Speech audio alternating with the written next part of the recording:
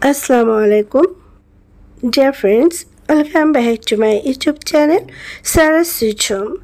Sarah Suchom থেকে আমি সারা আমার সকল লাভলি ভিউয়ার্সদেরকে জানাচ্ছি অনেক অনেক শুভেচ্ছা। আশা করছি আপনারা সকলে ভালো আছেন। অনেক দিন কোনো রেসিপি শেয়ার করা হয়নি।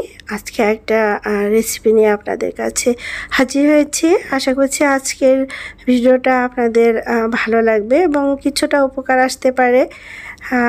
এখন আমের সিজন, কিন্তু কাঁচা আম প্রায় শেষ হয়ে গিয়েছে আর বাজারে খুব সামান্য কিছু আম পাওয়া যাচ্ছে। তবে যারা এখনও আচার বানাননি তারা দ্রুত এই আমটা কিনে আচার বানিয়ে সারা বছর রাখতে পারেন। আর সারা বছর আমাদের ডাল, পোলাও, গোশ সবের সাথে খেতে একটু আচার হলে খুবই ভালো লাগে। আর এই আচারটা আমি যেটা বানিয়েছি এটা সব কিছু দিয়ে খেতে পারবেন, এমনকি পরোটা দিয়েও খেতে পারবেন। একটা গ্রেভি আমের, কাঁচা আমের আচার, যেটা সারা বছর খুবই ভালো থাকবে। আর বয়মে কিভাবে রাখতে হবে যেটা আমি সব কিছু আপনাদের সাথে শেয়ার করব। আশা করছি আপনাদের খুবই উপকারে এবং কাজে আসতে পারে। বিশেষ করে যারা নতুন আচার বানাতে শিখছেন বা আচার রাখছেন বা আচার বানান কিন্তু আচারটা দ্রুত নষ্ট হয়ে যায়, তারা একটু ধৈর্য ধরে ভিডিওটা দেখুন। আমি আশা করব ইনশাল্লাহ আপনাদের খুবই কাজে আসবে। আমার এই দীর্ঘ বছরের আচার বানানোর অভিজ্ঞতা থেকে আজকে আমি এই আচারটা আপনাদের সাথে শেয়ার করছি। আমগুলো আমি সব এরকম টুকরা টুকরা করে কেটে নিয়েছি। আর বাজারে আচার দেওয়ার আম বললেই হবে। এই আমগুলো কিন্তু দেখুন, এই আমগুলো কিন্তু এখনো আমের খোসা মানে আটি শক্ত হয়নি। তো এরকম আম নিতে হবে। আমগুলো সব আমি টুকরা টুকরা করে কেটে নিয়েছি। এখন আমি ঝালের গুঁড়া মানে শুকনো মরিচের গুঁড়া, তারপরে হলুদ, এগুলা দিয়ে ভালো করে মাখিয়ে রাখবো। তাহলে আমের থেকে যে পানি আছে সে পানিটা বের হবে।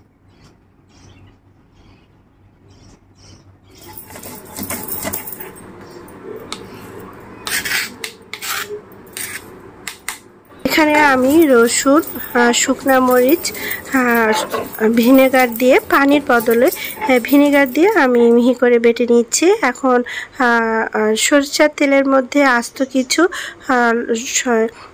কিছু শুকনা মরিচ, তারপরে সরিষা বাটা, রসুন বাটা, শুকনা মরিচ বাটা সব একসাথে দিয়ে তেলের মধ্যে এভাবে একটু কষিয়ে আমগুলো ঢেলে দিয়ে নাড়াচাড়া করে, খুব বেশি না, মানে আমটা বেশ কিছুক্ষণ জ্বলবে, 10-15 মিনিট আমটাকে জ্বালিয়ে তার মধ্যে একটু চিনি আর কিছু টালা পাঁচফোড়ন দিয়ে জাল দিয়ে একদিন রেখে দিব। এটা আমি ভালো করে ক্লিন করে নিয়েছি। এখন এটা পানির ভিতরে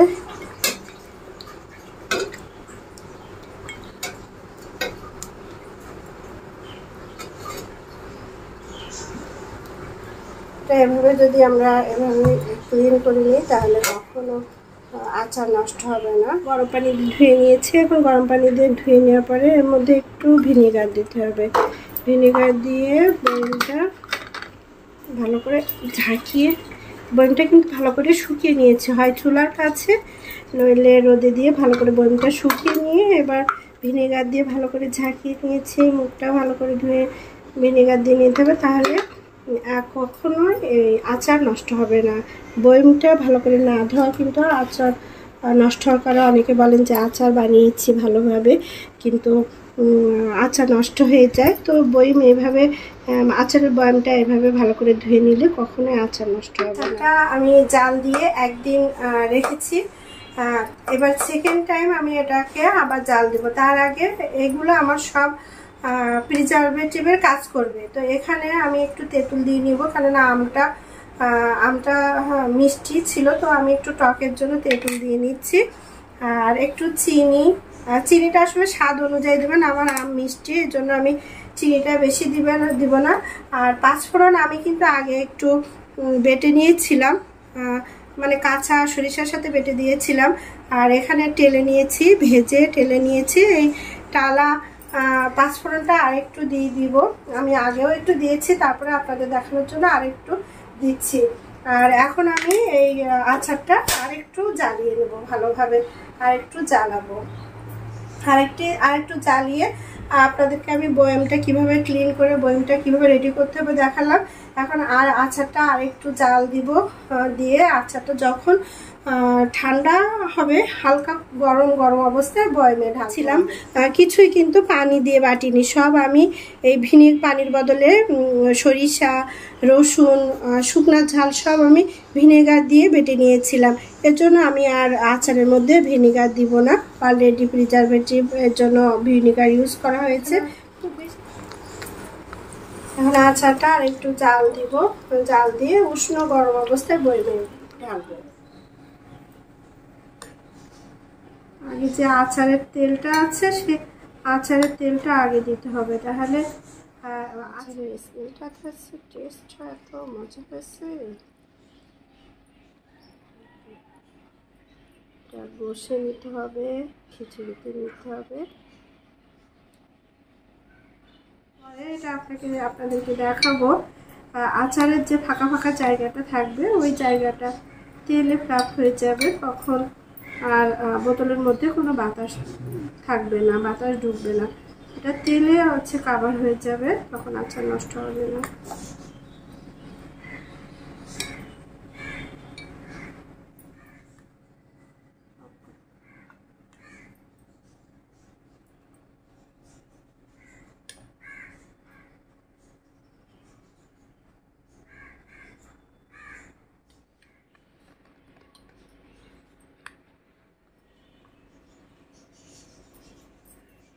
আবার উপরে তেল বেশি করে দিতে হবে, তাহলে এবার আমি একটু রোদে দিব।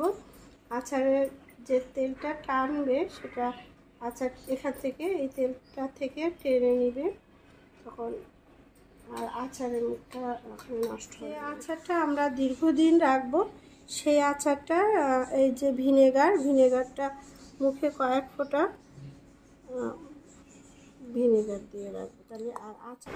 ডিয়ার ফ্রেন্ডস, এতক্ষণ আমার ভিডিওটা দেখার জন্য আমার আন্তরিক ধন্যবাদ জানাচ্ছি। ভিডিওটা আর বড় করব না, তবে যেতে যেতে একটা ছোট্ট রিকোয়েস্ট থাকবে, চ্যানেলটা যদি ভালো লাগে সাবস্ক্রাইব করার অনুরোধ থাকলো, লাইক আর আপনার বন্ধু পরিবারের সাথে শেয়ার করার অনুরোধ থাকলো। আর আচারটা কিন্তু অবশ্যই আপনারা বানিয়ে অল্প হলেও বানিয়ে ট্রাই করবেন। আমার আচার কিন্তু সবাই খেয়ে প্রশংসা করে, দেখতে ভালো না হলেও কিন্তু ভীষণ টেস্টি হয়।